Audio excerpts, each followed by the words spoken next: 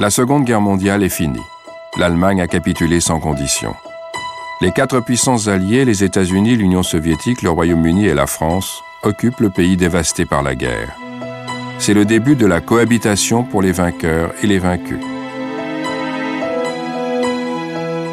On ne pouvait pas passer. Les rues étaient encombrées de gravats. Pourtant, la vie renaît peu à peu dans les villes détruites par les bombardements.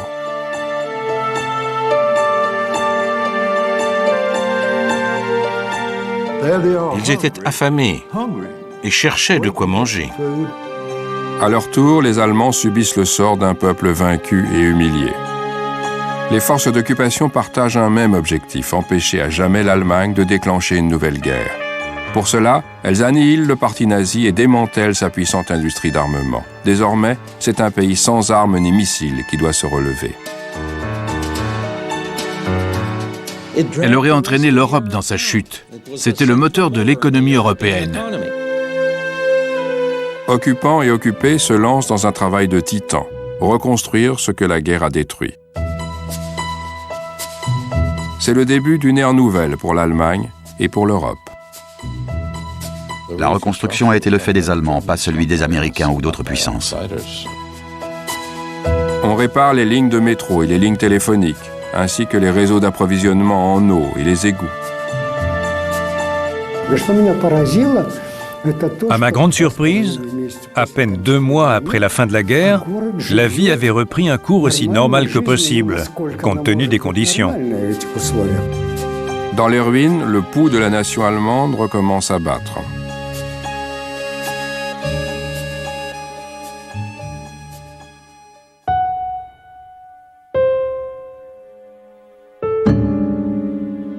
La ville de Ulm sur le Danube a été rasée par les bombardiers américains. Un cauchemar encore très présent dans la mémoire d'Elsbeth Zumsteg. La guerre a détruit sa maison, mais aussi sa famille, puisque son mari a été tué juste avant la capitulation.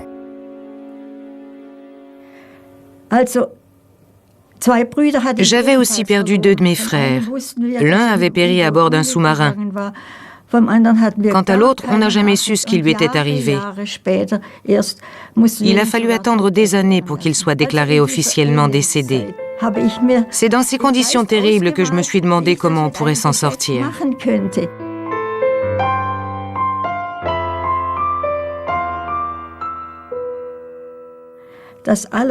La chose dont on avait le plus besoin, c'était des chaussures, un produit rationné à l'époque. Je me suis dit qu'il y avait peut-être moyen de faire quelque chose. Mais ça semblait voué à l'échec, car il n'y avait pas de matière première et personne n'avait d'expérience dans ce domaine. À Ulm, il n'y a ni cuir ni caoutchouc. Mais avant la guerre, la jeune femme en vacances dans les Balkans a vu des chaussures en feuilles de maïs.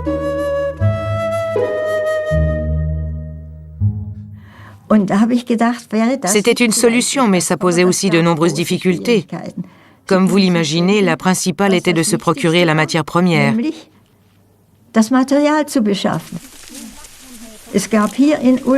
Il n'y avait pas de maïs autour de Ulm, mais je savais que dans la plaine, on en plantait et on moissonnait à l'automne.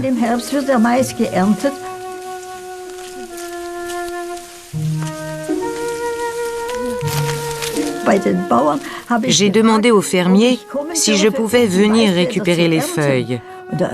Bien sûr, comme ça, vous nous donnerez un coup de main en épluchant les épis.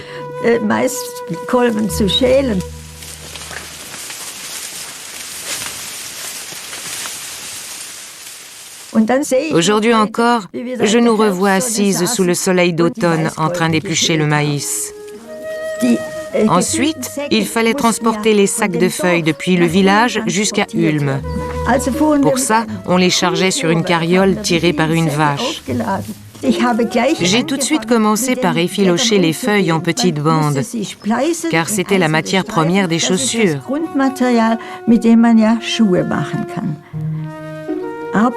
Mais on était encore loin du produit fini. Les femmes découpent les semelles dans des pneus de bicyclette et se procurent du fil solide en faisant du troc. On a fabriqué une paire de démonstration et ensuite, le bouche à oreille a fonctionné. Une multitude de gens sont venus nous voir, souvent avec leurs enfants. On prenait leurs mesures en dessinant le contour du pied sur une feuille de papier. Comme ça, on avait leur pointure et on faisait les chaussures sur mesure. Elsbeth Zumsteg devient une véritable femme d'affaires. En 2 ans, elle vend plus de 3000 paires de chaussures en feuilles de maïs et emploie 40 ouvrières. Elle dépose officiellement ses différents modèles de chaussures et ses autres créations et les présente elle-même.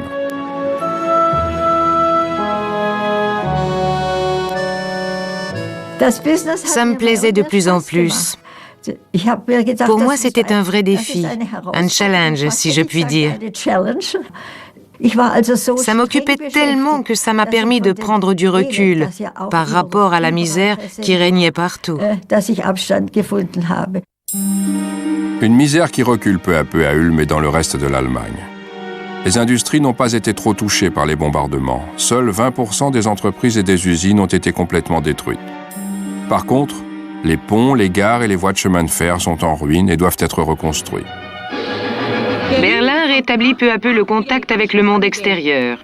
Ce train direct Berlin-Brest-Litovsk assure une correspondance avec l'express transsibérien. N'est-ce pas agréable de pouvoir se rendre de Berlin à Vladivostok en ne changeant qu'une seule fois?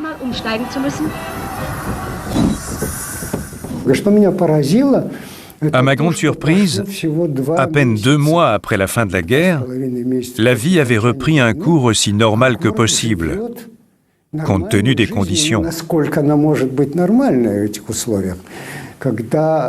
Les magasins rouvraient, certains théâtres aussi, les stations de radio et les réseaux d'alimentation en eau fonctionnaient. C'était étonnant. Les Allemands méritent notre respect pour avoir fait preuve d'un tel sens pratique. 2 mois après la destruction totale du pays, la vie recommençait. La reconstruction est en marche. Chaque ville a inventé sa propre méthode pour repartir à zéro. D'abord, faire tomber les immeubles en ruine. Ensuite, déblayer des millions de tonnes de gravats. Dans toutes les zones, des centaines de milliers d'ouvriers travaillent chaque jour à la restauration de leur ville natale. Nettoyer et reconstruire, voilà les 2 mots qui vont rythmer l'année 1946. Des montagnes de débris de métal renaissent sous la forme d'objets usuels. Les blindages sont transformés en poêle à frire, les douilles de but en boîtes de lait, les casques en acier en passoires. La première foire d'après-guerre est organisée au printemps 1946 à Leipzig, site de la plus ancienne foire commerciale d'Allemagne. Cette année, ce sont les machines-outils et les machines de construction qui attirent particulièrement les curieux. L'évacuation des gravats et la reconstruction de nos villes se feront en passant progressivement du travail intensif à des méthodes plus techniques. On a pu voir un choix particulièrement important de machines à nettoyer les briques. Socialistes et communistes relèvent la tête. Dans la zone soviétique, la réforme agraire mise en place dès septembre 1945 supprime les anciens droits à la propriété. Fermiers et ouvriers agricoles se sont rassemblés dans tous les villages. Les comités et les commissions de paysans ont exigé et obtenu une réforme agraire. Tous ont retenu les leçons de l'histoire. Le changement radical que les paysans pauvres et sans terre réclamaient depuis des siècles est enfin devenu réalité. Les propriétaires de plus de 100 hectares sont expropriés et leurs terres redistribuées principalement aux Allemands expulsés des anciens territoires de l'Est. La chute du Troisième Reich semble marquer la fin de la propriété privée.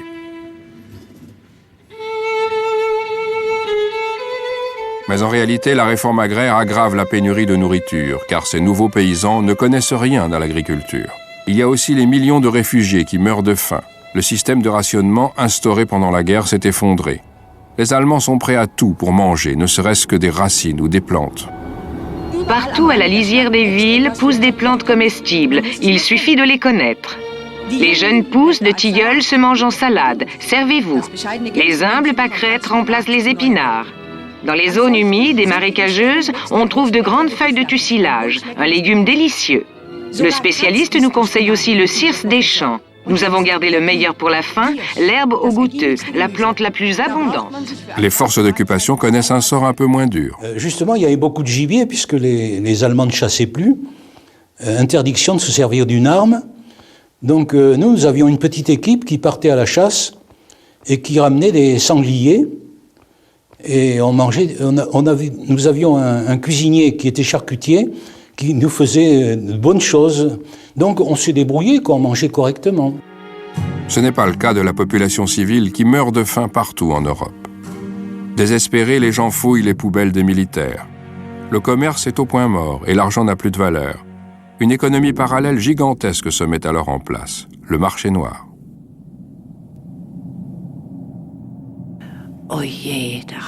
Je me suis dit, alors c'est ça le marché noir? Qu'est-ce que ça pourrait être d'autre? Et c'est là qu'il faut qu'on aille.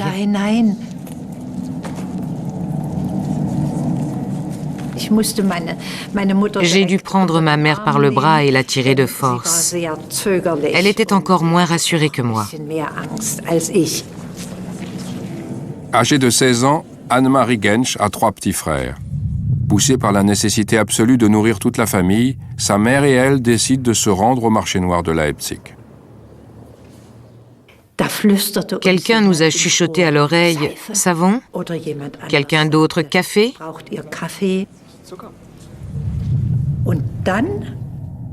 Et puis soudain, un adolescent s'est approché de nous. « Vous voulez du pain ?» Et comment ? Vous me donnez quoi en échange? On a des tickets de sucre et de l'argent. On a commencé à le suivre, mais avant qu'on ait pu quitter l'endroit, un coup de sifflet a retenti. Dans l'Allemagne d'après-guerre, les rafles de la police font partie du jeu du chat et de la souris. Mais les forces d'occupation ont beau tenter d'endiguer le marché noir, cela ne décourage pas la population.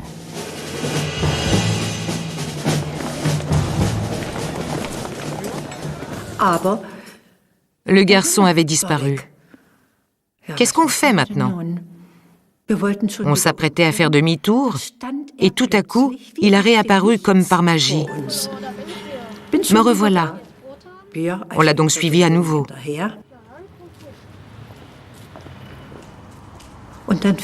Il nous a emmenés dans une cour intérieure et là, j'ai commencé à trouver ça bizarre. Il nous a montré le 3e étage.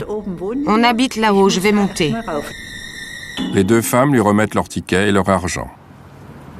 Ma mère va me donner le pain pour vous.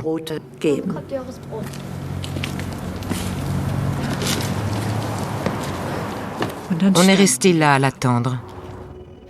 Il ne revenait pas. Au bout d'un moment, on a appelé. Il y a quelqu'un? Nos voix résonnaient dans la cour d'une façon sinistre. C'était très angoissant. Finalement, je me suis avancée vers la porte. Et là, je n'en suis pas revenue. Il y avait un tout petit bout de couloir et après, plus rien. Pas d'escalier, pas d'appartement, rien. Le couloir donnait sur des montagnes de gravats.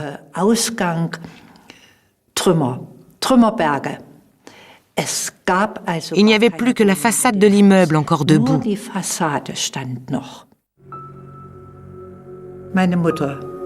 C'est pour ma mère que j'ai eu le plus de peine. Elle était en larmes. J'ai fait tout ce que je pouvais pour la consoler, alors que je n'avais qu'une envie, me mettre à hurler tellement j'étais furieuse qu'on se soit fait rouler de cette façon. Chaque jour, des millions d'autres personnes font la même expérience désagréable, comme le montrent ironiquement les actualités hebdomadaires. Ici, les machines à écrire se transforment en chaussures et les lampes à bronzer en dentiers. Le rêve d'un magicien. Ah, mais voilà la police. Elle veut faire du troc, elle aussi? Pas du tout, c'est une rafle. Il faut dire que le marché noir est souvent fréquenté par des gens sans scrupules. Allez, sortez les paquets de Lucky Strike.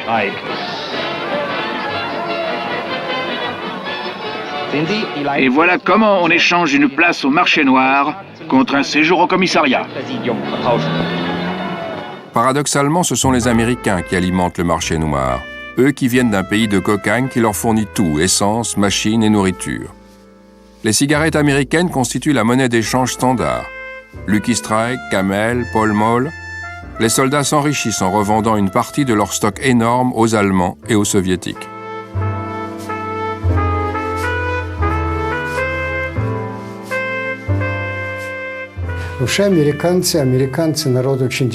Comme chacun sait, les Américains aiment faire des affaires. En Allemagne, le marché noir offrait un potentiel illimité qu'ils ont exploité à fond.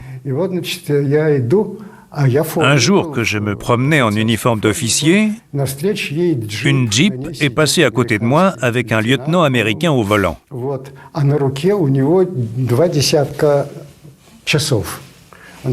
Il portait une vingtaine de montres au bras et il le levait bien haut pour les vendre.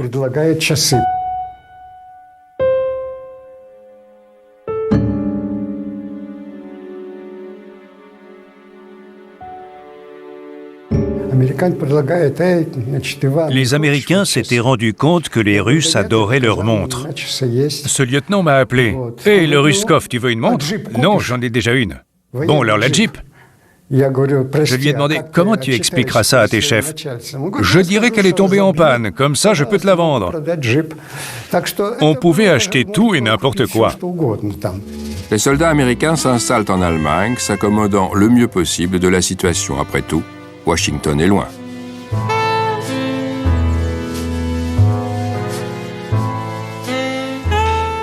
C'était une époque inhabituelle.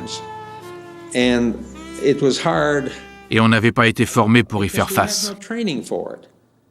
On était parti du principe, comme en Irak aujourd'hui, que le département d'État et les diplomates prendraient le relais dès que les militaires auraient terminé leur boulot. Mais les choses ont commencé à traîner en longueur. L'armée est restée coincée en Allemagne pendant 3 ans. Il a bien fallu qu'on se débrouille tout seul. Il arrivait qu'on reçoive des instructions du département d'État ou de l'administration, en contradiction totale avec la réalité sur le terrain. On a été obligé de contourner les règles. Ça correspondait bien à cette forme d'opportunisme typiquement américain.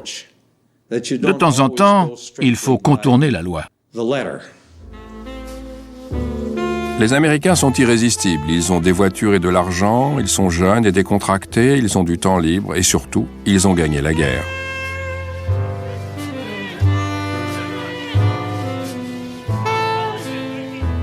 L'un de ces jeunes soldats est Mickey Dorsey, intendant d'une unité stationnée à Augsbourg, près de Munich.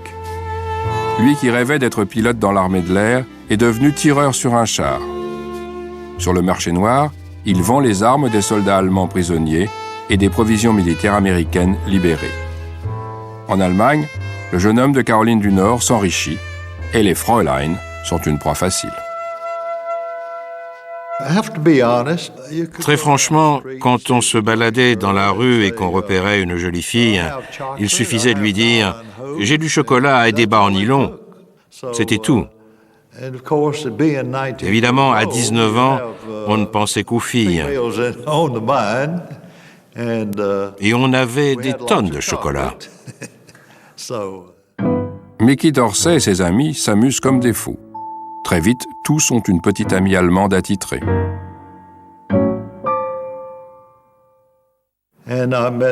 J'ai fait la connaissance d'une jeune fille, Maria Geiger, qui m'a amené chez elle pour me présenter à Maman Geiger et Papa Geiger. En sa qualité d'intendant, Mickey Dorsey ne tarde pas à ravitailler toute la famille. Il n'y avait pas grand-chose à manger à l'époque. Alors je leur apportais, entre autres, du café, du sucre et de temps en temps de la viande. Une fois aussi, j'ai tué un chevreuil.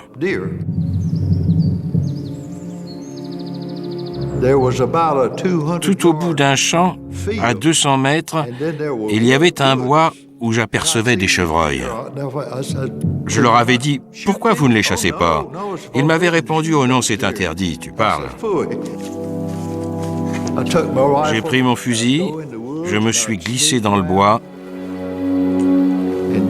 et je me suis mis à l'affût à la lisière du champ, où j'ai fini par repérer un chevreuil.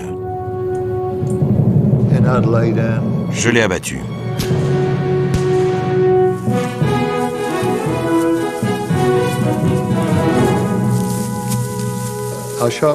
Ensuite, quand on l'a vidé, j'ai vu que la balle l'avait touché en plein cœur.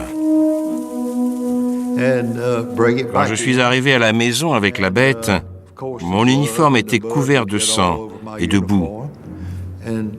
En me voyant, maman Geiger m'a dit « Oh, Mickey, tu es tout sale, déshabille-toi vite. »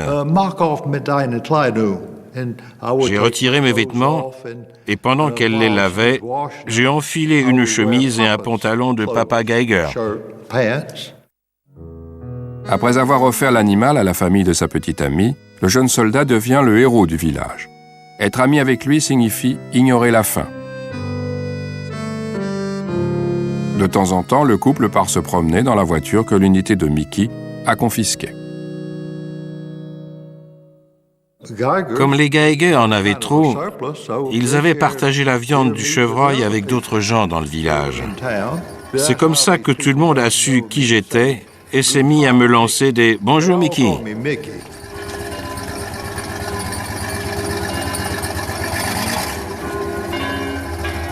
À force, je suis devenu connu comme le loup blanc dans cette petite communauté. Avec Maria, on se promenait main dans la main autour de l'église.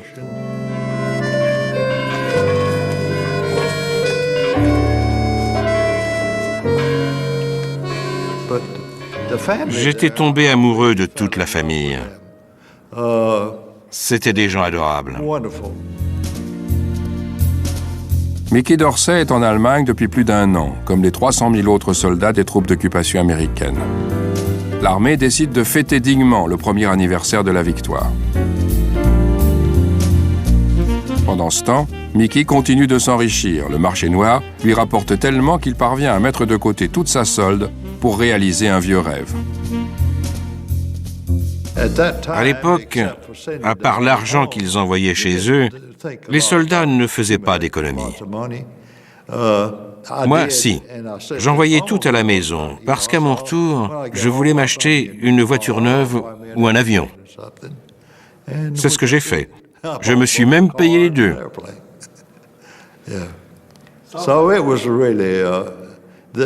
On peut vraiment dire qu'on menait une vie merveilleuse. Cette existence de rêve n'est cependant pas éternelle. Les rapatriements sont organisés sur la base d'un système de points. À la fin de l'été 46, Mickey Dorsey et des centaines d'autres soldats repartent aux États-Unis.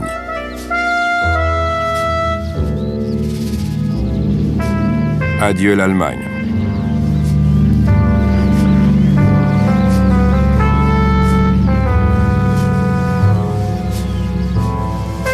Une fois revenus chez eux, cette guerre lointaine ressemble de plus en plus à un jeu.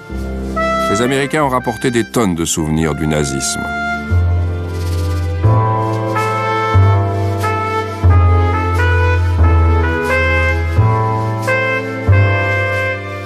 Mickey Dorsey non plus n'est pas rentré les mains vides. Mais il n'a pas oublié les Geiger.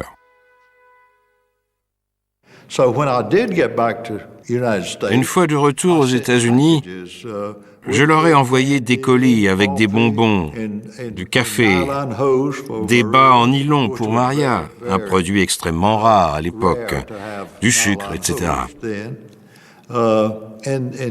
J'ai fait ça pendant 1 an ou 2. Le jeune soldat n'est pas le seul à envoyer des paquets. Pour soulager la misère de l'après-guerre, des Américains fondent CARE, une organisation humanitaire privée qui expédie 2 millions de colis en Allemagne en 1946.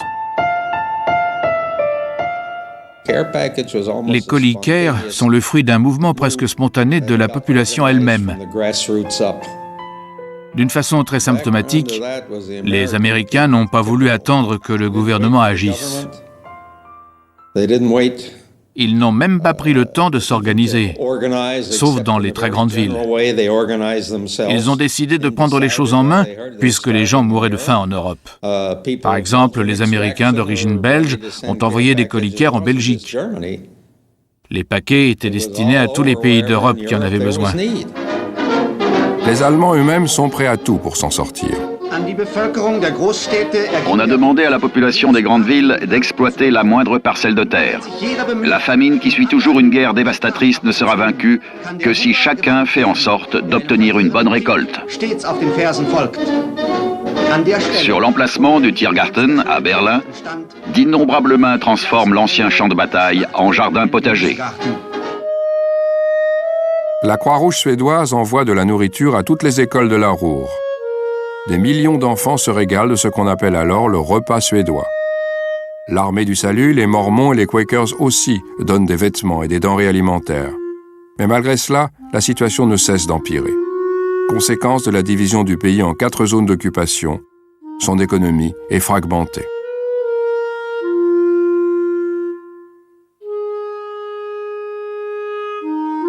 L'Allemagne était divisée. Où se trouvait la nourriture? Le charbon, dans des zones différentes. Ne fallait-il pas réunifier le pays? Les Soviétiques étaient pour. Ils s'imaginaient que les Américains allaient se lasser et rentrer chez eux, et qu'ils auraient le pays pour eux tout seuls. Finalement, les puissances occupantes acceptent de traiter l'Allemagne comme une entité économique unique. Mais le commerce et les échanges entre les zones fonctionnent mal. Les Soviétiques et les Américains occupent de vastes régions agricoles, tandis que les Britanniques ont la main mise sur la Ruhr. Il y a une chose dont dépend toute la reconstruction du pays, le charbon. Sans lui, il n'y a ni électricité ni transport. À Essen, le NGCC, l'autorité de contrôle du charbon, a installé son quartier général dans la demeure de la famille Krupp. De là, elle organise la production et la distribution de tout le bassin houiller de la Ruhr.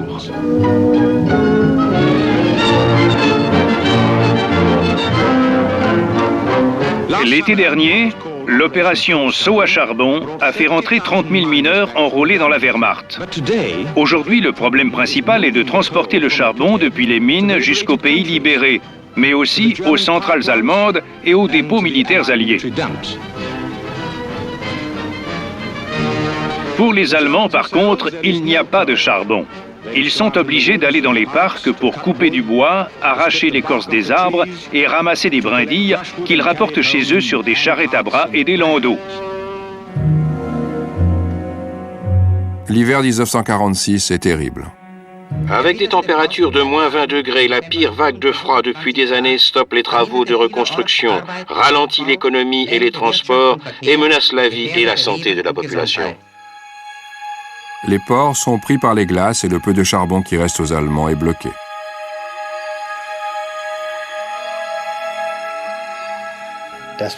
Il faisait un froid terrible. Par exemple, je me souviens qu'en hiver 1947, la température est descendue à moins 25 et le port a gelé.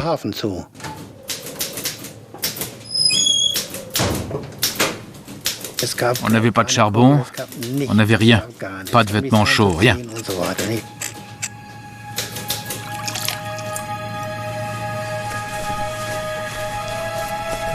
Le matin, l'un de nous était chargé de démarrer le feu dans le poêle à charbon. Le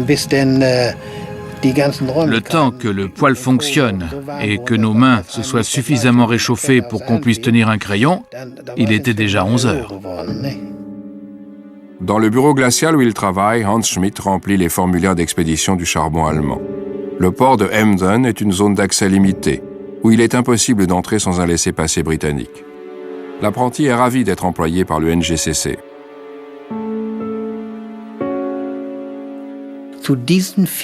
Je travaillais pour cette autorité.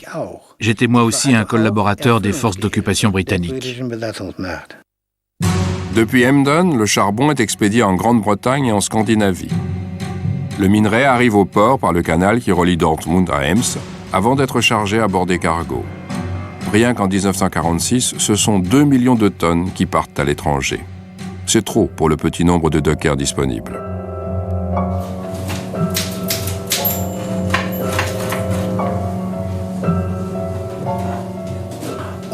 Un beau jour, j'ai reçu un courrier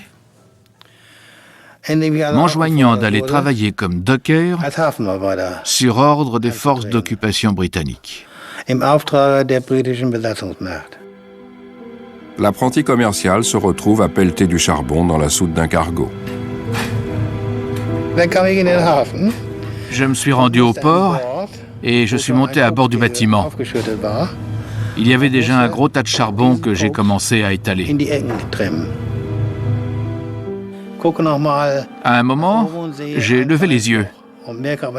Par une petite ouverture, j'ai vu que la grue de chargement s'apprêtait à vider une benne énorme.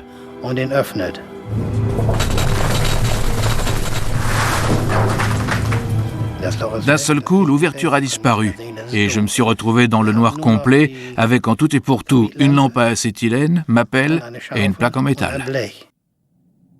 Arne Schmidt est paniqué.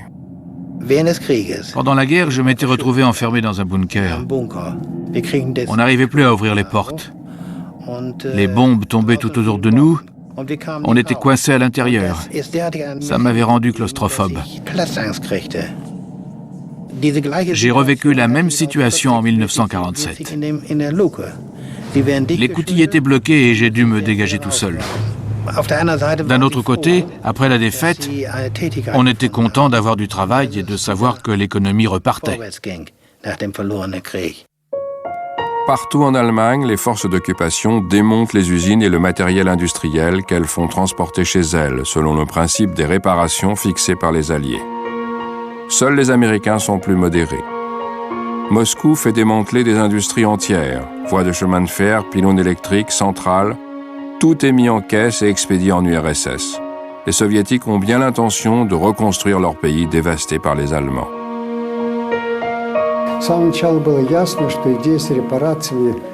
On a tout de suite compris que le démontage des usines existantes était une stupidité.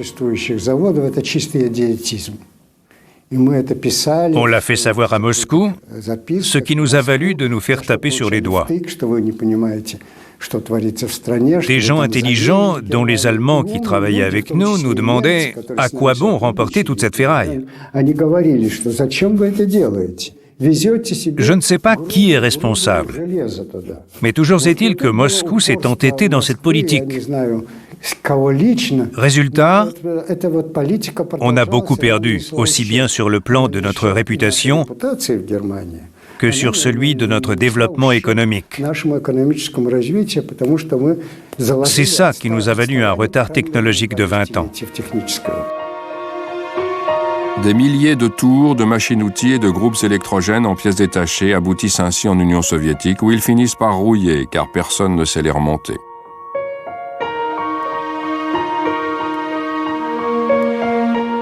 Dans la zone française aussi, on applique le principe des réparations. La plus forte concentration de fabriques de chaussures d'Europe est en zone française. En attendant d'arriver à l'ancien rythme de production, soit 2,5 millions de paires, elle envoie mensuellement en France 300 000 paires. L'Allemagne paie. Grâce à cette réussite de base, les hauts fourneaux, les fonderies, les aciéries ont pu être remises en marche au service du vainqueur. L'Allemagne paie. Les Alliés sont d'accord sur un point, la démilitarisation indéfinie de l'Allemagne. À cet effet, les cartels de l'industrie de l'armement sont démantelés et les grandes sociétés divisées en petites unités. Un de nos objectifs était de l'empêcher de rebâtir les industries capables de lui fournir un jour des armes de guerre. Au cœur du pays, les vainqueurs découvrent les usines secrètes où avaient été mises au point les V1 et les V2. Les Américains s'approprient les connaissances technologiques liées aux fusées, et les meilleurs ingénieurs allemands contribuent par la suite à démarrer le programme spatial américain. De son côté, la Royal Navy s'intéresse à la technologie des sous-marins ennemis. Mais les Allemands ont piégé les bâtiments abandonnés dans les ports. Il faisait noir, mais le ciel était clair. Il n'y avait pas d'électricité et la seule lumière venait de la Lune. En faction dans l'usine de sous-marins à Kiel, Harry Henshaw, 18 ans, craint les représailles des Allemands. Le sergent m'a conduit dans le bureau. Vous restez ici et vous n'en bougez pas jusqu'à ce qu'on vienne vous relever. Je n'étais pas très rassuré, je ne savais pas ce qui pouvait se passer. Après avoir fait le tour de la pièce, je me suis assis au bureau et tout à coup, j'ai entendu un tic-tac. C'était horrible. Je me demandais ce qui allait m'arriver. Est-ce que j'allais mourir? Est-ce que tout allait sauter? Tout de suite, je me suis dit, c'est un piège, la bombe va exploser. Il n'y avait aucun endroit où se cacher à part sous le bureau. J'ai attendu l'explosion en tremblant.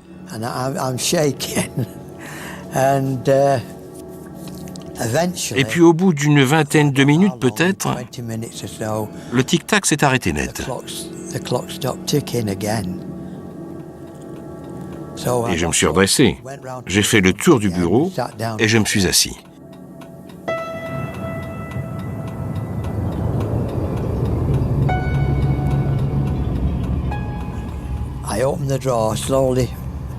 Tout doucement, j'ai commencé à ouvrir le tiroir et j'ai tâtonné à l'intérieur. Pas de fil. Je l'ai ouvert en grand. Effectivement, il n'y avait pas de fil, juste un petit réveil de voyage. On peut dire que j'étais content, soulagé. Je me suis levé et j'ai dansé en rond dans la pièce. Enfin, pas vraiment, mais j'étais content. Pour finir, les forces d'occupation britanniques confisquent tous les documents qu'ils trouvent, puis font sauter les sous-marins dans les ports de Kiel et de Bremerhaven.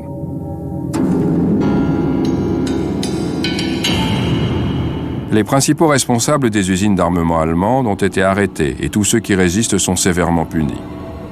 Mais le mécontentement grandit parmi les ouvriers. Dans la Ruhr, cœur de la production de charbon et d'acier, la population a beau travailler pour les forces d'occupation, elle n'a pas grand-chose à manger et pas de quoi se chauffer. Les ouvriers commencent à s'organiser, parmi eux, des communistes allemands. Le 1er février, j'ai commencé à travailler avec le KPD, le Parti communiste allemand. C'était un dimanche soir, on avait été convoqués à une réunion pour discuter de la situation en ville. Rescapé d'un camp de prisonniers soviétiques, Ernst Schmidt est devenu communiste, inspiré par les idées de Marx sur la propriété étatisée.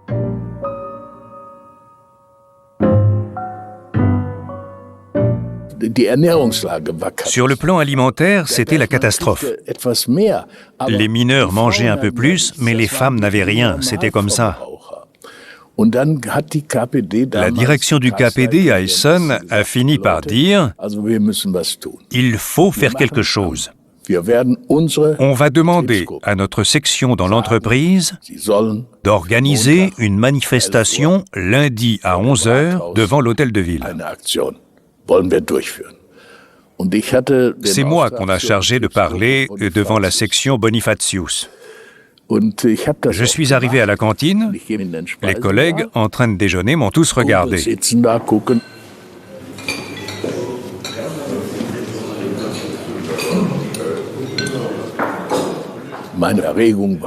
J'avais un trac terrible. Je n'avais jamais pris la parole devant autant de monde. J'ai commencé par me présenter et tout de suite j'ai enlevé mes lunettes. C'était des verres de masque à gaz, retenus par un cordon derrière les oreilles.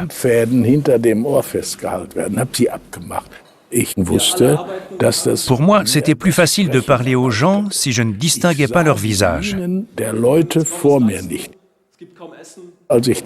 J'avais à peine conclu mon discours en disant « faut y aller » qu'ils se sont tous mis à applaudir. J'étais très fier. Ils m'ont dit « bravo Ernst, c'était super ». C'était une vraie reconnaissance.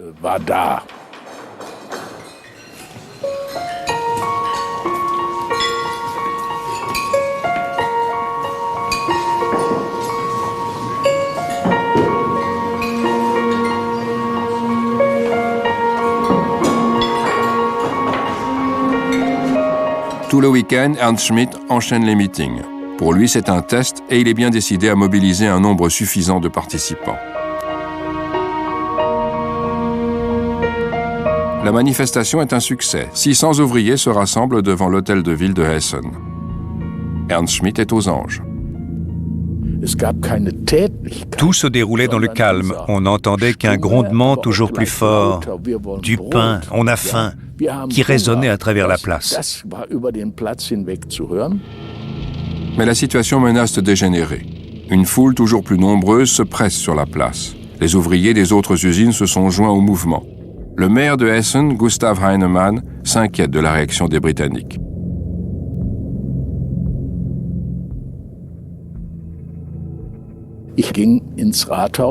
Je suis monté dans la pièce où travaillait le maire, M. Heinemann.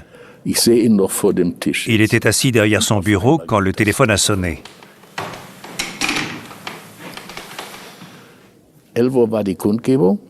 La manifestation avait commencé à 11 heures. À 12h30, tous les ouvriers de chez Krupp avaient débrayé et marchaient eux aussi sur l'hôtel de ville. Bon sang! On a commencé à se demander ce qu'on allait bien pouvoir faire.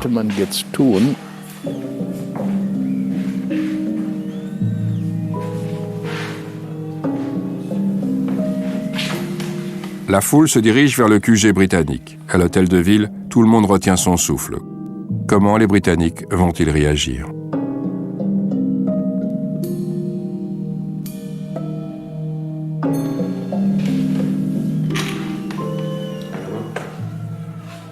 De nouveau, le téléphone sonne.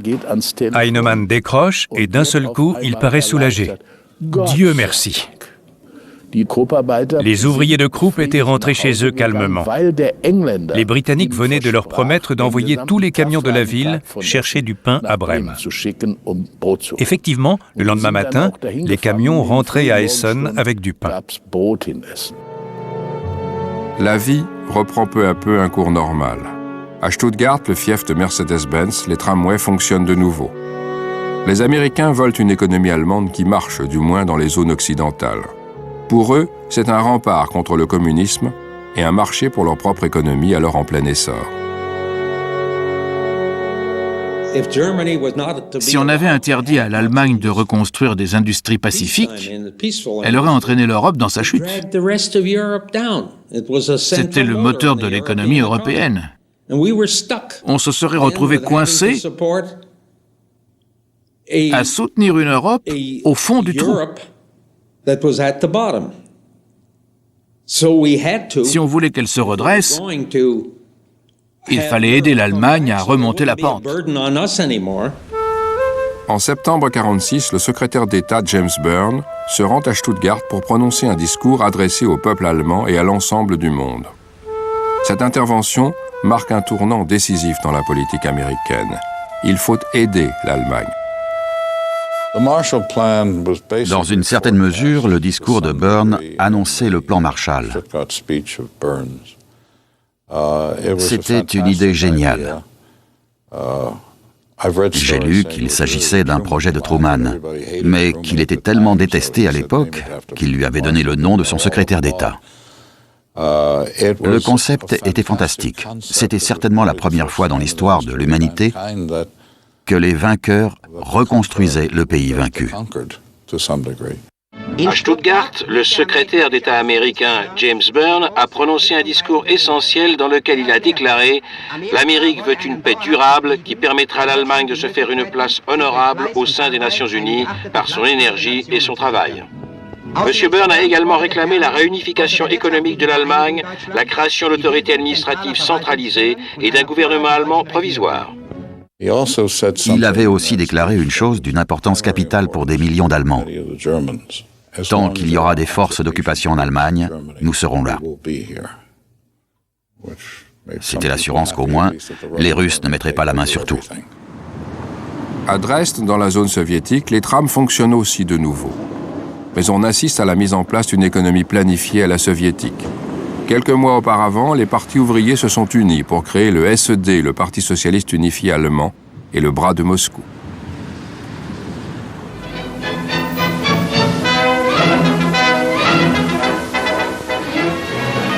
Vati, das Wahlergebnis in Sachsen ist raus. Donnerwetter, absolute Mehrheit der SED. Na, das war ja auch nicht anders zu erwarten. Ich glaube, da hat die Bodenreform viel zu beigetragen. Dès la fin de la guerre, les soviétiques ont nationalisé les banques et les grandes sociétés. Désormais, ils s'attaquent aux petites entreprises. La Commission centrale du contrôle économique a décidé de partir à la chasse au trésor à Glauchau-Meraneux.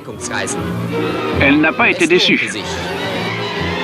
Le fabricant avait dissimulé le cuir pour 100 000 paires de chaussures. L'usine ne fonctionnait que 4 jours par semaine en raison de la soi-disant pénurie de matières premières. Les fonctionnaires du SED et l'administration militaire soviétique se lancent dans une chasse aux prétendus parasites et capitalistes. Comme toujours, mon père était parti de bonne heure à l'usine. À 10 heures du matin, ma mère, mes 2 sœurs et moi, assises sur nos valises, attendions qu'il rentre. On partait en vacances pour la première fois depuis des années. En fait, le père de Maria Balz, fabricant de textiles à Glauchau, près de Leipzig, a été arrêté à son usine et accusé de vendre au marché noir. Mais personne n'est venu en informer officiellement sa famille.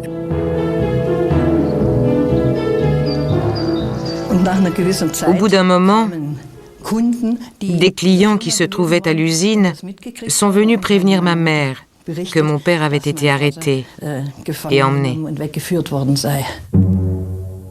Au cours de cette purge, 30 propriétaires d'usines textiles sont arrêtés, interrogés et jetés en prison.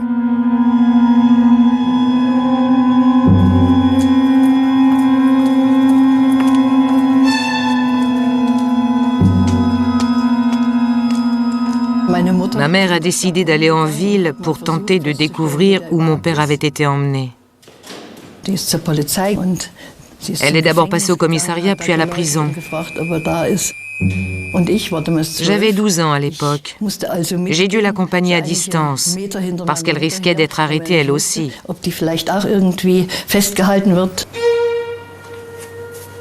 Si elle ne ressortait pas, on saurait ce qui lui était arrivé. On peut dire que ce jour-là, j'ai cessé d'être une enfant.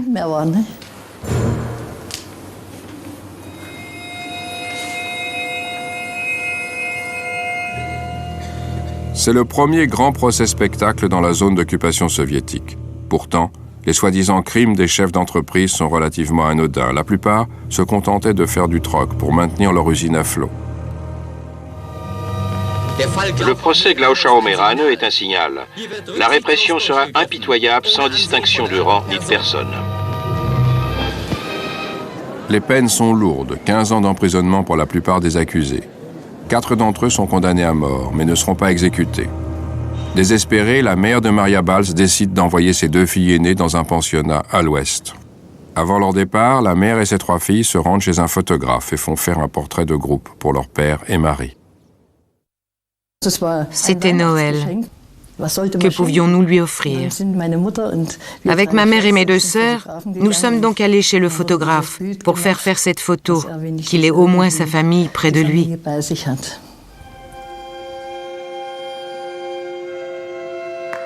Le père a été condamné à 15 ans de prison. La mère décide de rester à Glauchau avec sa dernière fille.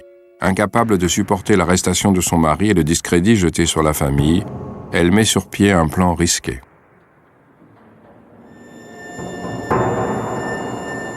Dès le début, ma mère avait dit « La seule solution, c'est l'évasion ». Mais les premières tentatives ont toutes échoué pour une raison ou pour une autre. 2 ans plus tard, la mère de Maria parvient à acheter un gardien et à faire évader son mari. Il s'enfuit à l'ouest. Mes parents ne nous avaient pas dit qu'ils avaient réussi. Un soir, c'était la fin du dîner à l'internat et on était en train de sortir quand tout d'un coup, on a vu mon père, ma mère et ma petite sœur. Au début, on n'arrivait pas à y croire. Et puis on est tombés dans les bras les uns des autres. Redoutant une prise de pouvoir des communistes dans la zone d'occupation soviétique, les Américains décident d'injecter des fonds en Europe de l'Ouest. C'est le fameux plan Marshall.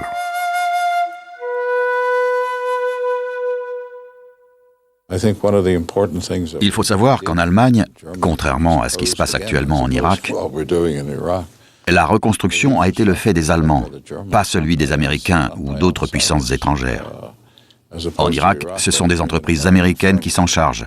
Mais c'est une autre histoire. À l'époque, c'était un problème allemand. Les Américains proposent aux pays d'Europe de l'Est de profiter aussi des millions du plan Marshall. Mais les Soviétiques refusent. Le plus grand programme d'aide économique de l'histoire bénéficie donc uniquement à l'Ouest. Ainsi, la division économique de l'Allemagne est scellée dès les premières années d'après-guerre.